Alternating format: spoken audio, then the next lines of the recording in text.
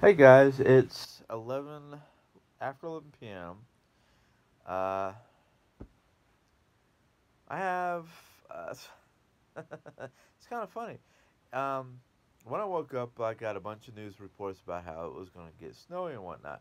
Now, I had looked out my window at the time, and you can definitely tell it rained, and then it might have snowed a little bit in the morning time because there was the telltale sign of snow around my tree and whatnot.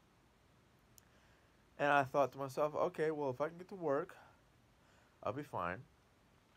I'll just have to worry about driving slow to come home. Well, it dumped a good bit of snow before I had to leave for work. And on the way there, there was one turn that I fishtailed just ever so slightly, not to the point where I was fighting the car, just enough to let me know the road was slick. And I was thinking to myself, oh, I hope the plows come through before I have to come home. Well, I got to work and it was dead. There was like nobody in the store, no cars going through the drive through. And I walked in thinking to myself, okay, it's going to be a quiet, slow night. We can get a lot of cleaning that needs to be done because we don't get to do a lot of deep cleaning on regular days. So I walked in, and the GM, one of the assistant managers, one of the hourly managers, and a crew member were the only people working the store because they had literally sent everybody else home. And I had basically been told, don't even worry about punching in. We're probably not going to have you work tonight because it's been very slow. And by the time I got there, which was a little bit before, like 3:40, 3:35 ish, and I had driven slow. I did not. I was like, I drove probably about 10 miles below the speed limit, which is unusual for me because usually I'm driving 5 miles above the speed limit. So I said, okay, well, what's the dealio? And they said, well, labor is extremely high. It was like 16 something or other when I walked in. And they had barely made $800 by the time I got in. Usually by the time I get in the afternoons, they've made well around $2,000. So I was just kind of like, oh, well, are you going to close the store, period? Because if we're not making enough money to keep the lights on, let alone making enough money to keep the lights on and pay people, um, what does the district manager have to say? Well, the district manager basically didn't say close. They just said stay open until at least, sometime later after dinner rush. Well, they were able to get the labor down to below 10. I think the last time I read it was like 8.9, 8.9. Um, but they basically said that they were closing at 11, and they're not going to reopen until tomorrow morning at 9 a.m. because it's supposed to continue doing this nasty snow mixed weather until sometime tomorrow. Well, so I got home. I drove extremely slow there because there's at least two hills that I have to basically go over to get home. My biggest concern was one of the hills. There's a stoplight, and the car sits at a 30-degree plus angle on the hill. And normally, when it's regular weather, Mom's car does go back a little bit before the brake engages or I hit the accelerator. Well, somebody was behind me and literally on my bumper. So I was afraid of rolling backwards into this poor guy who, just because he's got a brand new looking top of the line Buick type vehicle, SUV or something like that, I was like, oh great. So as soon as the light turned green, I tried not to gun it, but I tried not to roll backwards at the same time. Well, mom's car fishtailed, and it didn't fishtail into another vehicle. It didn't fishtail to hit the curb or anything like that. It just fishtailed, and it panicked me because this guy is literally wanting to be up my butt. Thankfully, he was making a left-hand turn at the top of the hill. So from that point on to the time I got to the house, I didn't have anybody on my tail, but I still had to make one turn um, at one spot at a light. The only thing I don't like about driving on this weather, besides other people who do not know how to drive on this kind of on these roads, um, is basically stopping. Now, granted, I am going along at a crawl because I don't want to risk fishtailing. I don't want to risk sliding into somebody else when I have to stop. I didn't want to risk anything because it's not my vehicle. I wouldn't want to risk it in my minivan, but my minivan is a little bit heavier than mom's car. She has a little 90 something Mountaineer. Um, but anyhow, I got home to my nervousness. Uh, Mom was awake, so I gave her the 411 of what happened, and then I texted Jerry telling her I've got some good news and I got some bad news. Bad news is there was no work. The good news was, excuse me, sorry. The good news was I got home safely. So, whoops, I'm hoping I'm not blocking volume. I do have a volume issue, Jerry and I believe it's something to do with the phone because the way it goes loud and then goes down. But anyhow, I'm sorry. Hopefully you can hear me. Um, anyhow, I got home, got a hold of Jerry, let her know what was going on. She was happier that I was home safe than her having to worry about getting a phone call that I had an accident. But within the last minute or two, I was listening to the snow plows. So I know the roads are plowed, so I just have to get up at a decent hour tomorrow and at least get the snow out from behind Mom's car on the driveway. We have a carport, not a garage, so at least the car doesn't get snowed upon, but it's still outside, so it might be a little cold, which is fine. I mean, start up the car, let it warm up while I'm doing other things or something like that.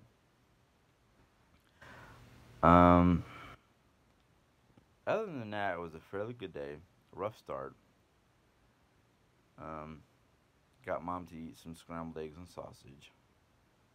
And then, of course, I was home for dinner. Mom didn't feel like eating. Actually, Mom was asleep. She's been having trouble sleeping last couple days. So basically, for my dinner, I decided to make myself chef salad, minus cheese. I didn't want to risk the cheese causing my stomach to get upset.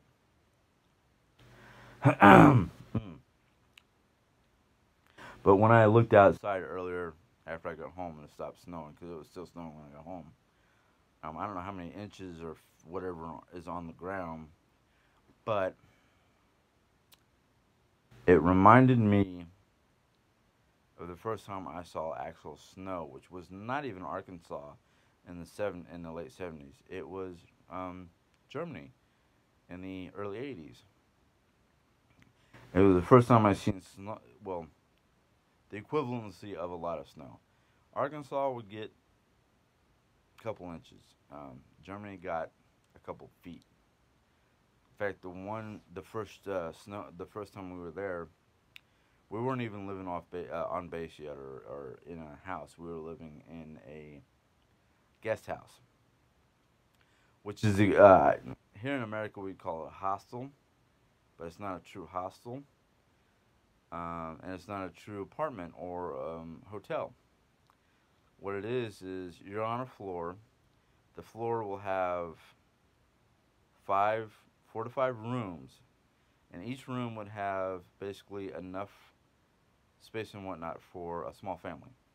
So me, mom, and dad were able to sleep in there fine. It had a big sized bed, which mom and dad slept on.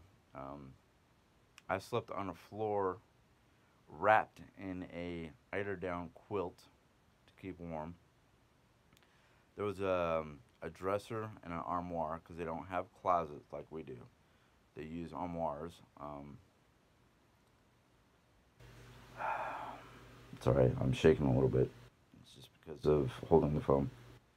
Um, and then a shared bathroom. So you had to bring your toiletries into the bathroom and do what you had to do and be as quickly as possible so you're courteous to the other guests. Now, at the time we were there, which was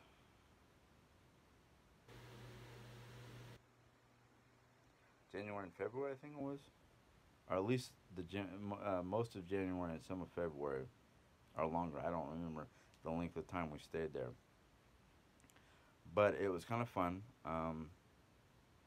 For my first experience doing something like that, first and only experience to be honest with you, because I've never been in a hostel or back overseas since I was a kid. I would love to be able to go back to Europe. Several countries I'd love to go see, but that's a wish list. Um, but I remember mom having to walk me down to the bus stop because the bus stop from where we were staying was a good block, I think. But I remember walking down the sidewalk to get to the bus stop. Now, well, I'm going to just say Germans because I don't know about the rest of Europe. The Germans are quite ingenious and fun when it comes to snow and the holidays. Because I remember the corridor that we walked, and the reason why I say it was a corridor is me at the time was 4.5 foot tall, thereabouts, and they had snow piled high and like carved. The walls looked like somebody had carved them and pulled the snow out. So to me, granted, mom was able to see over it because she was 5. She's a good foot more taller than I am, and she was able to see over it. But I'm like, wow, I'm outside walking down a snow hallway. And, they would have where people's driveways were or where the bus stop was or wherever, things like that. Excuse me. They had cleared it out so the people can get to and from the bus or walk off the sidewalk to get, across the street or drive out of their driveway to get to wherever they had to go. Unlike here in the States, they knew how to drive on it. They knew how to be cautious on it. And they knew how to. I mean, here in the States, we wait until the snow stops coming down to plow the road. Not there. It could be near whiteout conditions, and if they can see where they're going, they're out there plowing the roads and salting the roads and all that stuff so people can get to and from. Because they knew how important it was safety wise and to take care of the people and get to their jobs so people can do what they had to do. Now, in Europe, or at least Germany, they didn't know what a fast food restaurant was until McDonald's came over there. They knew what restaurants were because there were plenty of restaurants, but fast food was a nuance. It was something new. And I remember when we had to go to Stuttgart, Germany, to visit family. We had cousins down there. They had just opened a McDonald's. And my parents were like, ooh, McDonald's. I wonder what they serve in McDonald's in Germany. Surprisingly, they did have the Big Mac, the sandwich that made McDonald's famous. But they also had bratwurst. And in Germany, French fries were called pommes frites, so they already knew what French fries were. But to actually to go into this McDonald's and get a Big Mac and or your choice of Big Mac fries or bratwurst and fries. And in Germany, their ketchup is not like ours. It is a bit, I guess you'd say, a bit spicy. Like they add something to it to make it kind of peppery. So it was fun. I mean, we got to have McDonald's in Germany, and then of course, like here in the States, Germany has a lot of tourist attractions, but they have more than we do. What we have here is like amusement parks, national parks, museums, things like that. In Germany, they have castles, wineries, breweries.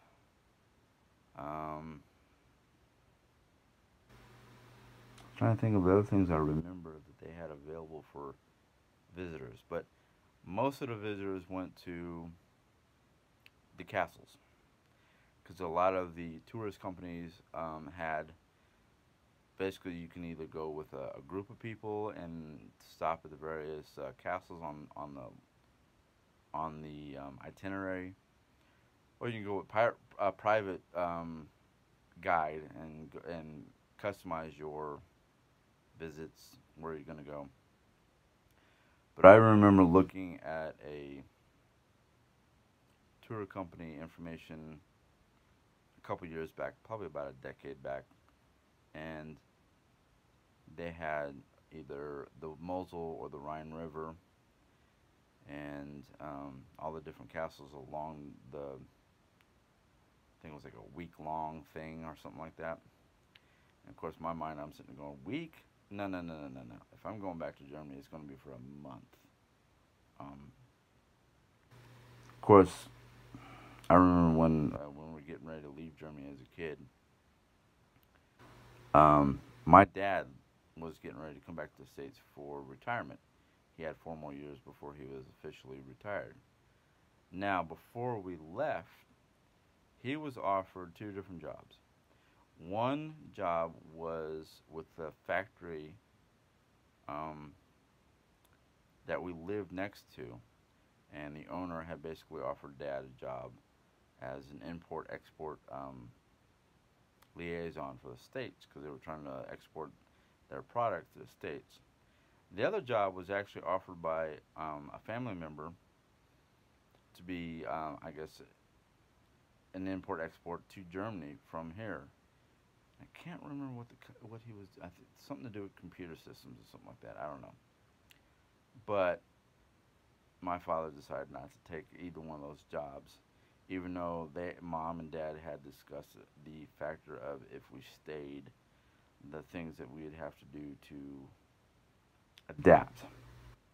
Granted, we were there for 3 years, and I pretty much adapted. I pretty much learned enough for the language off the streets and with the villagers that we lived with when we were off base. So I was able to probably make by, and at the time I was still in grade school. And if we had stayed in Germany, I would have had to go to a German grade school where I probably would have learned German a whole lot better or faster.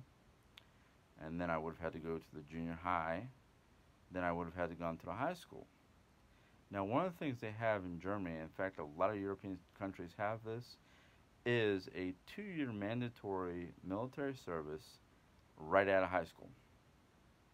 Once you're done with those 2 years, you can either go back to the mainstream and get a job in the mainstream world, private sector as they sometimes call it, or stay within the military and just be a soldier for the German army.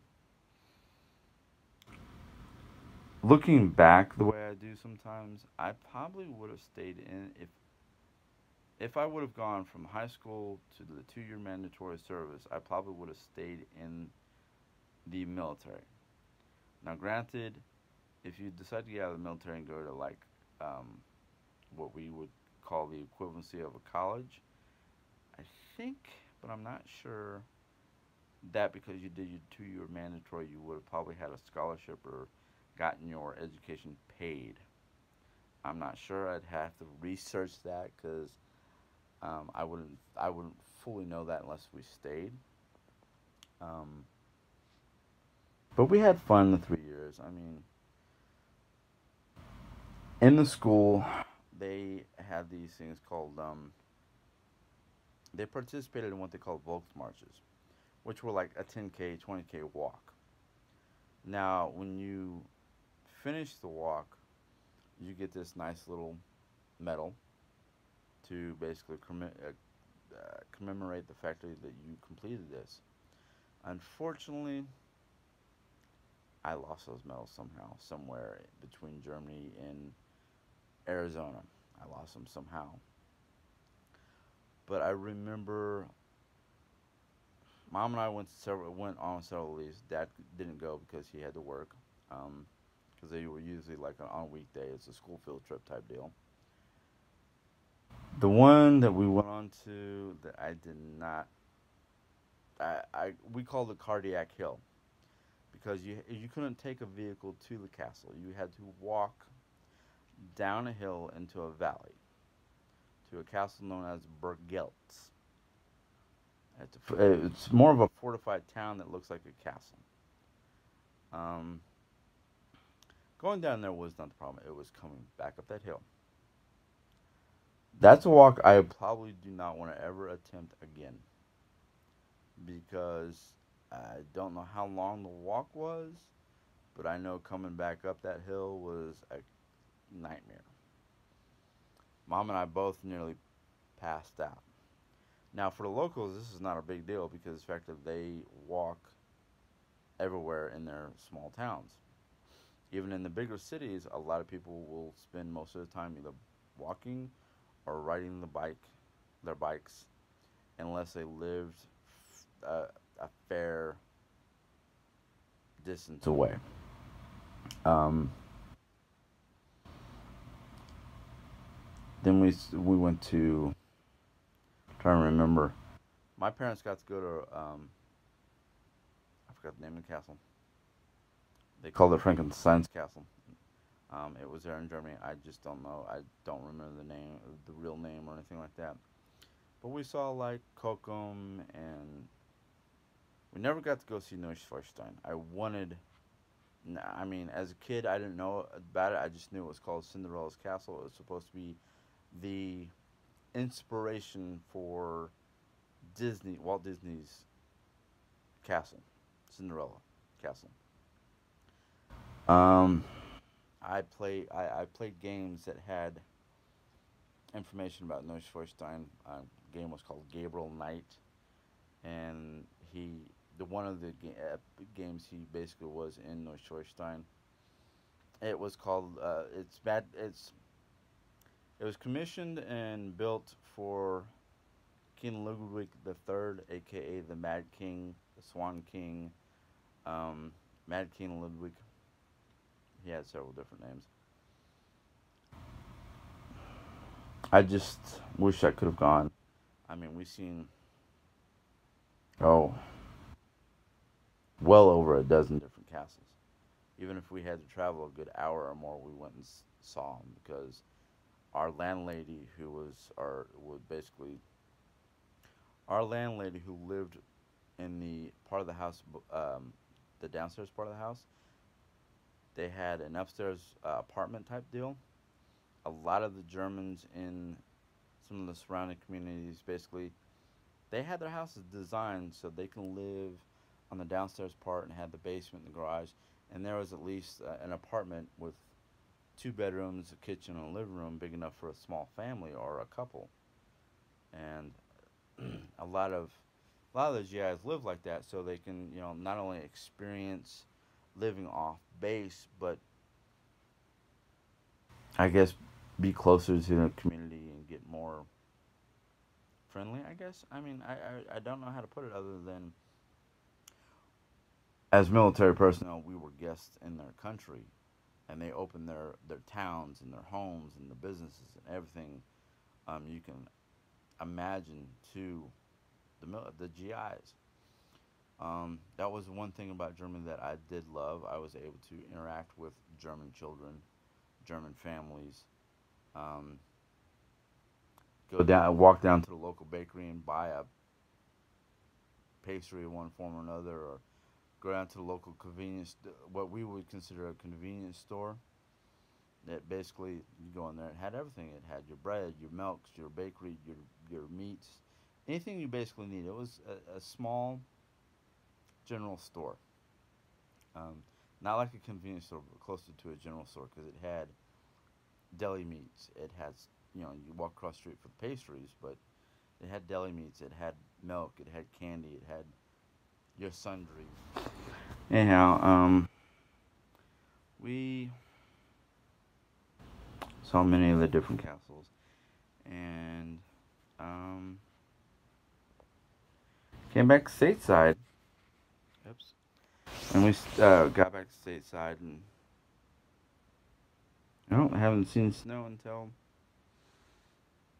New York.